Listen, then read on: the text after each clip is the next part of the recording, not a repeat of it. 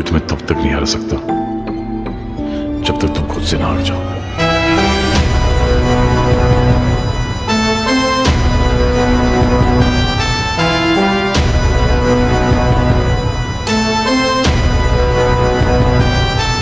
मेरे से ज्यादा चांद रात देखा है मैं। मेरे को वही सिखा रहा है जो मैं सीखा है। तेरा सपना तेरा सच्चाई से मेल करना चाहिए।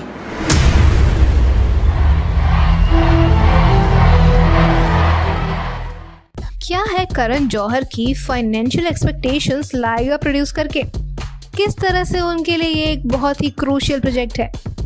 जानने के लिए इस वीडियो को अंत तक देखते रहिएगा और हमारे चैनल बॉलीग्रैड स्टूडियोज को सब्सक्राइब करना बिल्कुल मत भूलिएगा, ताकि जब भी हम आपके पसंदीदा स्टार्स और फिल्मों के बारे में कोई भी अपडेट डालें आप उसे सबसे पहले जान पाए। नमस्कार दोस्तों, मैं हूं पंखुरी और स्वागत है आप सबका बॉलीग्रैड स्टूडियोज में।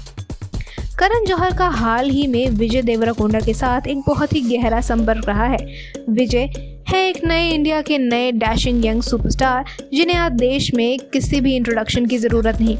विजय ने अब तक सिर्फ और सिर्फ अपनी साउथ फिल्म्स के माध्यम से ही दुनिया भर में पॉपुलैरिटी हासिल की है। उनकी फिल्म नियवरे सुब्रमण्यम बहुत ही बड़ी हिट रही। फिर उसी डायरेक्टर के साथ उन्होंने मेहनती में काम किया जो नेशनल अवार्ड विनर बनी। फिर अर्जुन रेड्डी के हिंदी रीमेक के साथ वो और भी बड़े हिट हो गए और उन्हें देश भर में एक सॉलिड इमेज मिल गई। फिर देश भर के लोगों ने अगली बार अपनी तरफ से उनकी अगली फिल्म गीता गोविंदम के लिए इंटरेस्ट दिखाया और ये फिल्म बार बार टीवी पर आती भी रहती है, जिसका मतलब है कि ये लोगों को देखने में बहुत पसंद आती है। फिर रीजनल फिल्म्स की भी 2015 के बाद थिएटर ऑनर्स के बीच में पॉपुलैरिटी बढ़ गई थी। उसका कारण था बाहुबली द बिगिनिंग और बाहुबली द कंक्लूजन जैसी फिल्म्स की प्रचुर कामयाबी और सफलता। इन दोनों फिल्म्स की कामयाबी में सबसे बड़ा हाथ जरूर डायरेक्टर एस.एस. राजमौली का ही था, मगर साथ ही साथ फिल्म के बॉक्स ऑफिस फिगर्स के पीछे करण जौहर का ही बड़ा हाथ था, क्योंकि उन्होंने फिल्म को हिंदी बेल्ट में डिस्ट्रीब्यूट किया। अब इसके बाद करण को साउथ के कंटेंट की अपील का पता चल गया और इसीलिए वो साउथ की फिल्मों में और दिलचस्पी दिखाने लग गए।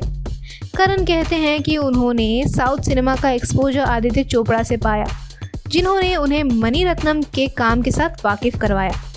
उसके बाद उनका साउथ के साथ प्रेम कभी खत्म ही नहीं हुआ। बाहुबली के साथ साउथ कोलैबोरेशन में कामयाबी पाने के बाद करण ने दोबारा फिर से साउथ के एक बड़े डायरेक्टर शंकर के साथ 2.0 में काम करने के लिए साउथ के एक बड़े प्रोडक्शन हाउस लाइसा के साथ कोलैबोरेशन किया। ये साउथ की फिल्म एंथिरन यानी कि रोबोट का सीक्वल थी।